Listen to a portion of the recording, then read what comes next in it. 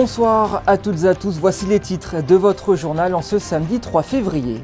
Gaston Médecin a une fois de plus vibré grâce à la Roca Team hier soir, sous les yeux de la famille princière. Les hommes de Sacha Obradovic ont réalisé une seconde mi-temps de rêve face à Fenerbahçe. Le résumé de la rencontre est à suivre. Nous irons rendre visite au Monaco Rugby Sevens qui intègre cette année un circuit de développement en plus du championnat de France Super Sevens. Justin Hadel vous en dira plus. Une fois le chapitre sportif refermé, nous nous intéresserons au projet de loi sur la fin de vie en France. Une question débattue depuis plusieurs années maintenant. Et notre invité, le sociologue Tanguy Châtel, nous expliquera la complexité de légiférer sur un tel sujet. Notre second invité, lui, nous parlera de truffes en pleine saison de ce champignon tubéracé. Comment la consommer, comment l'accompagner, vous saurez tout grâce au chef Julien Rougeteau. Et enfin, nous rejoindrons notre correspondante à New York, Alexandra Pani, qui nous fera découvrir un salon pédagogique sur l'élevage canin dans sa chronique US. Commençons d'abord ce journal avec du basket et la formidable victoire de la Roca Team ce vendredi soir face aux Turcs de Fenerbahçe. Mal embarqués en première mi-temps, les Roca Boys sont parvenus à renverser le match pour enflammer les supporters présents à Gaston Médecin, la famille princière en tête. Justin Hadel et Lionel Bernardi vous font le résumé de cette rencontre. Un match compliqué. La Roca Team s'est imposée hier face au Fenerbahçe. Les Turcs ont dominé toute la partie sauf le dernier quart-temps. C'est à ce moment-là que les Monégasques ont su prendre le dessus. Beaucoup d'échecs au tir, des problèmes de défense, bref, la Roca Team s'est fait peur, mais remporte quand même son match. Le tout sous les yeux de la famille princière. Pas mal de frustration en première mi-temps dans la manière dont on défendait et dont on attaquait. Et voilà, on a réagi. On est à domicile, il faut montrer que Monaco ici c'est pas facile et on a défendu beaucoup plus dur. Je crois qu'ils n'ont pas mis beaucoup de points dans le quatrième quart-temps et derrière ça nous donne de la confiance en attaque et tout le monde a pu apporter à l'image de John Brown qui a fait un game de dingue. Deux autres joueurs se distinguent particulièrement, Eli Okobo lui-même, mais surtout Mike James. À eux trois, ils comptabilisent de nombreux contres, des passes décisives, mais surtout 54 points. Score final 76-69. Grâce à sa victoire, Monaco se retrouve 4e, au même niveau du Panathinaikos. Le tout sur une dynamique importante avec 4 victoires consécutives. Prochain match en Euroleague, à l'extérieur, ce sera le 9 février en Italie face à la Virtus Bologne. Et avant la Virtus Bologne vendredi prochain, la Roca Team enchaînera 2 rencontres de Betclic Elite. La première à Bourg-en-Bresse ce dimanche à 19 h et puis la seconde mardi soir avec la réception de Lyon-Villeurbanne. Un sacré programme. En foot, l'ASM-FC se prépare à recevoir Le Havre au Stade Louis II ce dimanche. Après 2 défaites consécutives à domicile, les Rouges et Blancs veulent retrouver une dynamique positive. C'est une rencontre qui se jouera avec un effectif resserré puisqu'en fin de mercato hivernal, Krislin Matsima, Elliot Matazzo et Myron Boadou ont été prêtés pour la fin de saison. Adi Hutter et Mohamed Salissou font le point sur les dernières actualités avant la rencontre. Écoutez-les. They're a good team, and we know it's going to be difficult, and they defend good, and they are good in counter-attack, and you know, all we need to do is to be patient and attack at the right time, and make sure our rest defense is good. Yeah, I think this is what we need to do, especially the rest defense. We need to make it good because they are good in counter-attack. Myron was also sometimes injured, and we decided Thiago, Myron and I to let him go on loan for the next couple of months. It was also his desire to go, and sometimes he was a little bit unlucky, but now he knows the Dutch league, and yeah, I think it's for everybody the best to do this deal, and Myron is happy, and for us it's okay, and I hope he can score. And he find back to his best performance at his best peak, and I think it's a good opportunity for him to play there in 20. Le coup d'envoi de Monaco-Le Havre sera donné ce dimanche à 13 h. Un match spécial puisque des hommages à Jean Petit seront rendus avant et tout au long de la rencontre. Tous les maillots monégasques seront floqués petits et la 8e minute du match sera recouverte par une minute d'applaudissements en l'honneur de l'ancien capitaine et entraîneur de l'ASM. C'était une journée magnifique pour la Fédération monégasque de natation puisque Lisa Pou est devenue à Doha ce matin la première athlète monégasque qualifiée pour les Jeux Olympiques de Paris cet été. La nageuse de 24 ans a obtenu sa qualification grâce à une 9e place sur l'épreuve du 10 km en eau libre des championnats du monde de natation qui se déroulent en ce moment au Qatar. En bref toujours, la 26e édition du rallye historique s'était lancée ce matin depuis le quai Albert Ier à 7 h pour la première étape chronométrée. Les concurrents doivent rallier avant la fin de journée Valence dans la Drôme à travers les magnifiques routes des Alpes. Retour prévu à Monaco mardi en fin d'après-midi pour une étape finale nocturne programmée à 21 h. Cet après-midi s'est déroulé le premier stage de recrutement du Monaco Rugby Sevens en vue du circuit développement. Objectif, dénicher des perles rares et composer une équipe pour participer à ce circuit en juin prochain. Justin Adel vous en dit plus sur des images d'Arnaud Humbert. Créer une équipe, un groupe de copains, c'est l'objectif de ces stages. Cette année, le Monaco Rugby Sevens lance son équipe développement sur le circuit français et pour cela, il faut des joueurs. Ça a été ouvert à candidature libre, donc il y a des joueurs qui viennent des 4 coins de la France, même d'autres pays, puisqu'on a des joueurs du Servette de Genève qui viennent ici. Il y a beaucoup de joueurs du club de Monaco, donc la vocation c'est effectivement de donner la chance à tout le monde d'intégrer cette équipe et surtout aux joueurs locaux, puisque aujourd'hui on a vocation à développer le rugby à 7 localement. Au programme de l'après-midi, découverte, exercice et opposition, les presque 20 joueurs inscrits ne sont pas là pour faire de la figuration. Pour tous, participer à ce stage est une façon d'acquérir de nouvelles expériences. J'ai fait que 2 tournois à 7 l'année dernière et franchement j'ai aimé. Je voulais persévérer dans le 7 et du coup je me suis dit c'est une bonne opportunité pour jouer à 7. Toutes les performances collectives qui sont importantes et qui priment et pourquoi pas matcher à fond, un maximum, le plus d'expérience possible. D'autres stages sont à prévoir pendant les prochains mois jusqu'à la sélection réelle d'une équipe afin de participer en juin aux différentes rencontres du circuit développement. En France, après les contestations des agriculteurs ces dernières semaines, le gouvernement risque à nouveau d'être au cœur des débats publics. La cause, cette fois, une proposition d'évolution de la loi sur la fin de vie. La dernière version de cette loi date de 2016 et est depuis vivement critiquée. Mais est-ce vraiment possible de légiférer sur un sujet aussi sensible que le suicide assisté ou l'euthanasie ? Le sociologue Tanguy Châtel a tenu une conférence sur ce sujet hier soir à la Maison des Associations. Il nous fait le plaisir d'être avec nous ce soir. Bonsoir Tanguy Châtel. Bonsoir. Première question déjà, pourquoi ce débat sur l'accompagnement des personnes en fin de vie revient en France ? Alors c'est un vieux serpent de mer, ça fait des années, même des décennies que certains demandent une évolution du cadre juridique. Il revient parce qu'on constate qu'il y a des insuffisances en matière d'accompagnement, que les gens ont une grande inquiétude autour de la question de leur fin de vie. Ils attendent d'être sécurisés. Ils pensent que le cadre législatif devrait évoluer pour les sécuriser. Et c'est pour ça qu'aujourd'hui, cette question est en grand débat, mais c'est quand même une question qui touche à des fondamentaux de la société. Donc c'est pour ça qu'il y a aussi de grandes tensions. Et alors quels sont ces fondamentaux, justement ? Des sociétés se construisent sur l'interdit de tuer, avec des exceptions qui restent des exceptions, comme la légitime défense ou l'acte de guerre, par exemple. Mais en revanche, passer à un autre état qui consisterait à entendre une demande de mort émanant d'un citoyen et mobiliser la puissance publique au service de cette demande de mort, c'est un pas qui est franchi dans quelques pays, mais que la France, pour l'instant, a refusé de franchir. Et alors, pourquoi, très globalement, est-ce si compliqué de légiférer sur un tel sujet ? Parce qu'en réalité, le cœur de la demande, c'est toujours la souffrance. Les gens ont une inquiétude autour de leur fin de vie, mais la plupart du temps, ils demandent un dispositif médical ou un dispositif législatif parce qu'ils souffrent effectivement, leurs proches ou eux-mêmes. Et sur la question de la souffrance, c'est très compliqué parce que c'est d'abord une expérience subjective. Ensuite, il faut savoir si on est sur la douleur physique, si on est aussi sur la souffrance psychique. Donc, quel est le périmètre de la souffrance qu'on va prendre en compte ?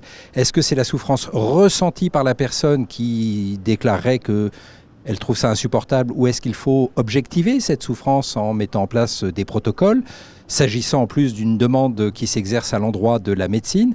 Donc on se rend bien compte que sur le papier ça a l'air très simple, mais en réalité le diable étant dans les détails, ça devient très vite extrêmement complexe. Est-ce qu'on peut prendre exemple sur les voisins belges et suisses qui ont autorisé depuis quelques années maintenant l'aide active à mourir? Est-ce que leur modèle fonctionne et quelles sont leurs limites? Alors le modèle suisse existe depuis 1942, il est très particulier puisqu'il n'évoque que le suicide assisté pour des motifs non égoïstes, donc c'est un cas de figure qui est assez peu répandu, il y a quand même très peu de fins de vie en Suisse pour ces raisons-là. Le modèle belge, lui, consiste en une dépénalisation de l'euthanasie, c'est-à-dire la possibilité d'aider quelqu'un à mourir, de lui administrer un produit létal même quand il n'en est plus capable.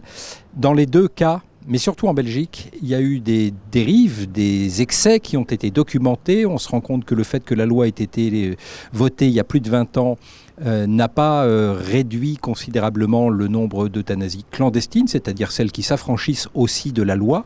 En réalité, on constate que le périmètre a été étendu aux mineurs, aux maladies psychiques. Donc en réalité, on se rend compte que c'est très difficile de stabiliser un périmètre juridique. Une fois qu'on a entrouvert une brèche, eh bien, on a peu d'arguments pour défendre qu'il faudrait limiter ce droit à certains types de pathologies ou à certains types de patients. Et donc c'est ce qu'on constate au niveau international, c'est-à-dire que toutes les législations qui ont été votées s'élargissent, s'enrichissent ou se dispersent autour de situations qui n'avaient initialement pas du tout été envisagées comme faisant partie du périmètre. Merci beaucoup Tanguy Châtel d'avoir été avec nous sur Monaco Info pour traiter de ce sujet. Je vous remercie. Hier soir, au Théâtre des Variétés avait lieu la 10e soirée de l'Arche du Cœur, un événement caritatif pour soutenir l'accompagnement des personnes en situation de handicap mental. José Sacré revient sur cette soirée grâce à des images de Jean-Alexandre Dordet.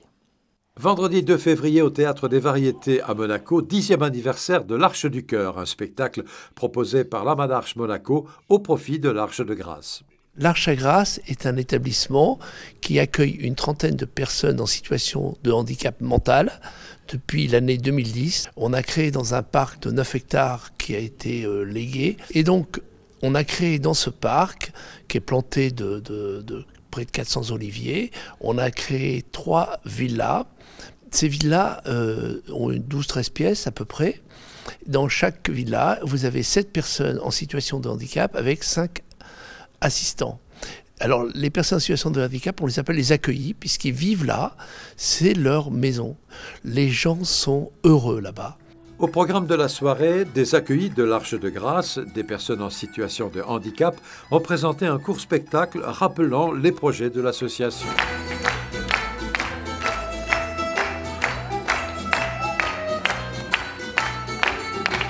On a fait ces 3 premiers foyers et on souhaite en créer un 4e. Une 4e maison qui pourra accueillir de nouveau 7 personnes handicapées mentales avec 5 assistants. Ça marche très bien, mais il nous faut de l'argent pour le faire marcher. Et voilà, il nous faut de l'argent pour construire le 4e foyer. En deuxième partie de soirée, le théâtre était au programme avec Le médecin malgré lui de Molière, interprété par le Petit Théâtre des Affranchis, une troupe d'artistes niçois passionnés de théâtre et particulièrement convaincants dans cette adaptation contemporaine du chef-d'œuvre de Molière. Et puis, autre événement caritatif, hier soir également, c'était le gala Pink Ribbon. Depuis la salle médecin du casino de Monte-Carlo, l'association d'aide au dépistage du cancer du sein a organisé une soirée entre jeux, musique et vente aux enchères. Une magnifique soirée en prélude de la Pink Ribbon Walk qui aura lieu dimanche prochain sur le port Hercule en parallèle du Monaco Run. L'association attend plus de 250 personnes pour cette marche de sensibilisation. Nous sommes en pleine période de la truffe. Cette denrée précieuse et savoureuse a longtemps été réservée aux grandes tables gastronomiques. Elle s'est popularisée depuis quelques années et fait le bonheur de tous les fins gourmets. Comment la cuisine-t-on? Écoutez les recommandations du chef de la réserve à Beaulieu, Julien Roucheteau, interrogé par Patricia Navarro. Bonsoir. Une petite précision peut-être pour commencer, pour les non-initiés. L'hiver, c'est la saison reine de la truffe, truffe noire, truffe blanche. Alors oui, le début, on commence avec la truffe blanche et on finit par la reine des truffes noires, qui est la Melanosporum, fin d'hiver. Et cela nous amène jusqu'à quel mois?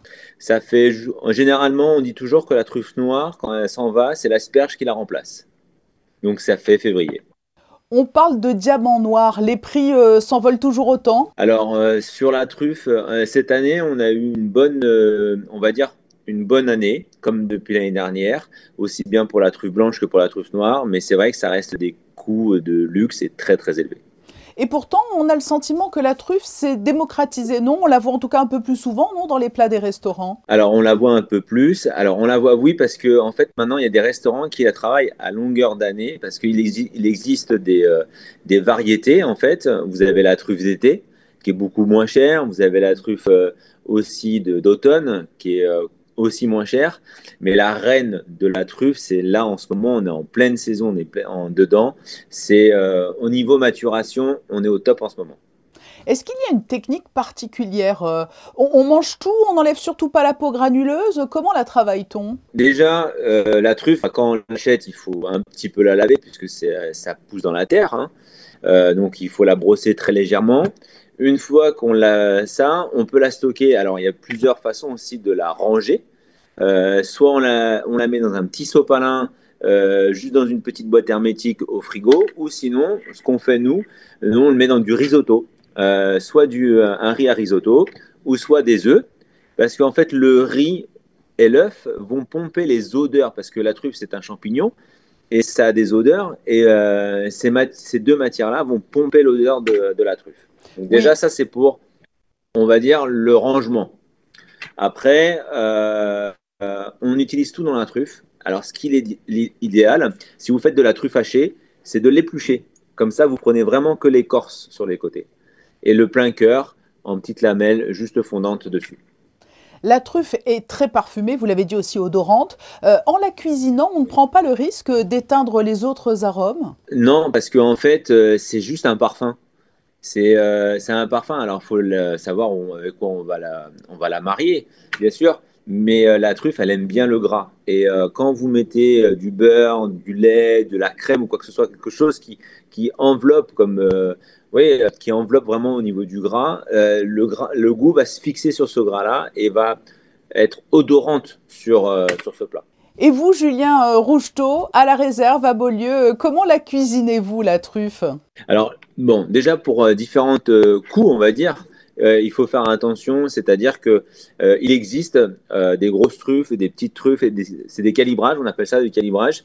Et par rapport aux recettes, en fait, on va être différent au niveau du calibrage, parce que plus bien sûr vous avez une truffe belle, ronde, bien noire et tout ça, plus ça va coûter cher. Par exemple, pour faire de la purée de truffe ou pour faire un coulis de truffe, vous n'avez pas besoin d'avoir des belles truffes. Donc en fait, si vous voulez, alors on parle de quelques centaines d'euros entre le kilo, où là vous avez vraiment de la belle truffe comme ça, et de la truffe un peu en morceaux. Alors la truffe en morceaux qu'on appelle, ce sont des grosses truffes qui sont, quand elles sont récoltées, elles sont soit gelées d'un côté, piquées par des vers ou des choses comme ça. Donc toutes les truffes, elles doivent être canifées déjà. Ça c'est important.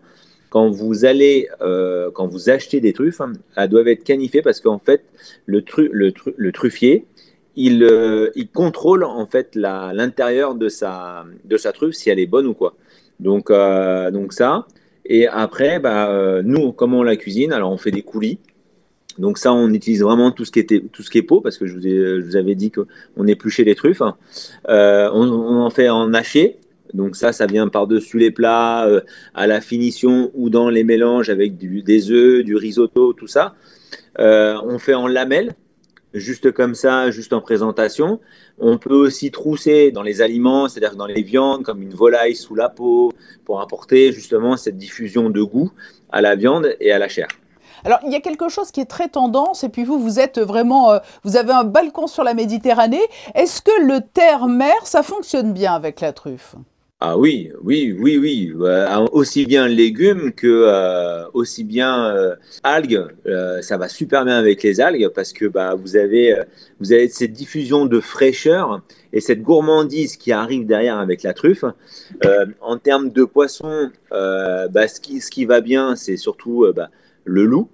Le loup, c'est une chair qui est assez dense et qui est assez généreuse.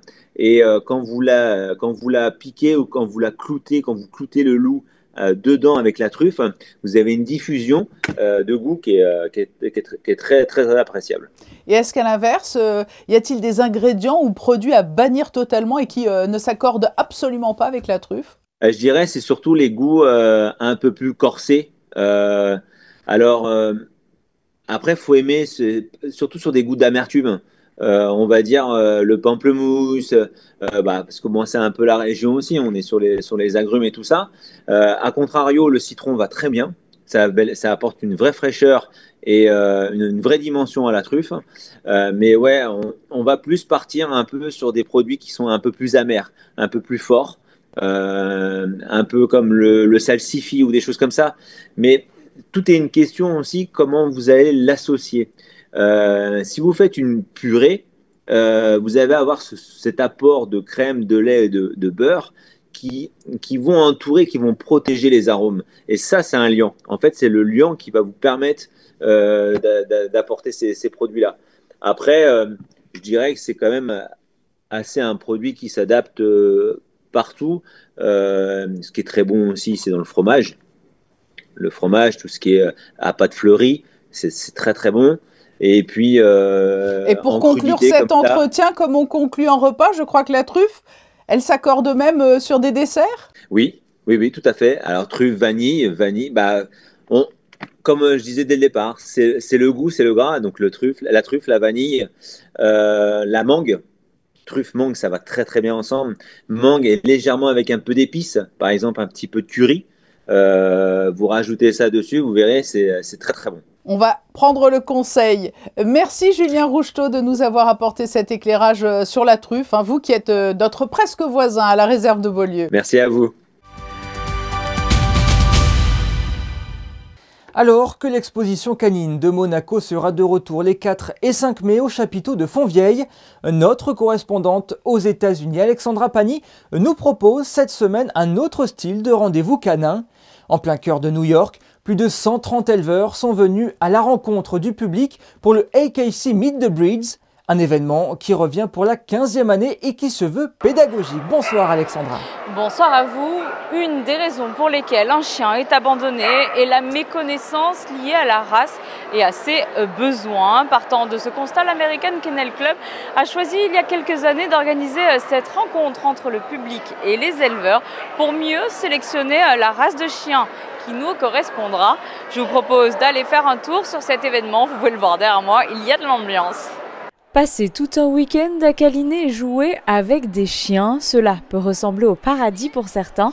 130 éleveurs ont fait le déplacement cette année, mais ici, il n'est pas question d'adoption, mais bien de pédagogie. You get to talk to breeders and owners and find out what the breeds are like their entire life of the dog. You get to see how big the dogs get.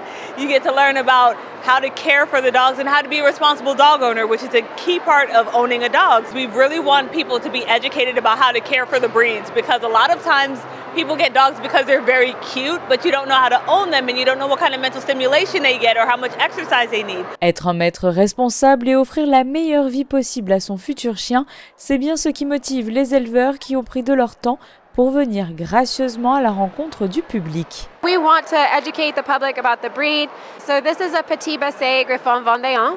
They're a French hound. They were bred to hunt rabbits in the mountains in France. And so they have like a lot of energy.